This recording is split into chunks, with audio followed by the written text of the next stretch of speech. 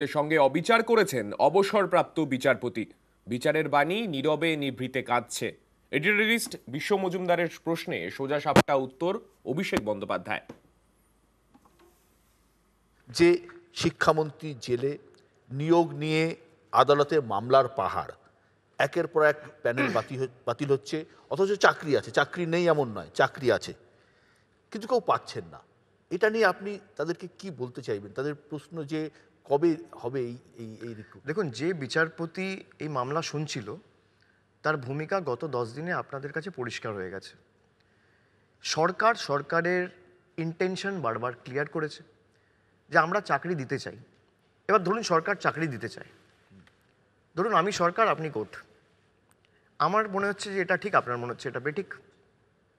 আমি যদি সুপারনিউমেটারি post additional create করে চাকরি দিতে চাই, তাহলে আপনি বলছেন সিবিআই করে দেবো। আর আমি যদি এদেরকে বার করে দিয়ে নতুন চাকরির নোটিফিকেশন করতে চাই, আমায় করতে দেওয়া হচ্ছে না। এবার সরকারের তরফ থেকে একটা অ্যাপ্লিকেশন দেওয়া হলো হাইকোর্টে, ঠিক আছে? সেই মামলা তখন শুনছিলেন বিচারপতি অভিজিৎ গাঙ্গুলি। তিনি বললেন সেই আবেদনে, অ্যাপ্লিকেশনে, যেহেতু হাইকোর্টের অধীনস্থ মামলাটা রয়েছে, আমরা হাইকোর্টকে জিজ্ঞাসা করলাম, মানে আমাদের সরকার, যে আমরা যে কোনোভাবে মানুষকে চাকরি দিতে চাই, আপনারা বলুন কোন পথটা সরকারের অবলম্বন করা উচিত।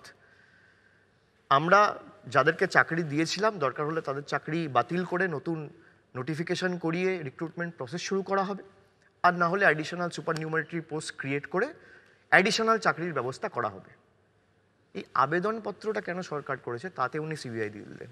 তবে চাকরি প্রার্থীরা বুঝতে পেরেছে যে যার দিকে তাকিয়েছিল, বিচারের বাণী নীরবে নিভৃতে কাঁদে, যাদের দিকে তাকিয়েছিল বিচার হবে বলে, সেই গলা টিপে অবিচার করেছে। বিচার ব্যবস্থা যদি সঠিক পথে নিজেদেরকে পরিচালিত না করে, দেশের পক্ষে অত্যন্ত বেদনাদায়ক এবং দুর্ভাগ্যজনক।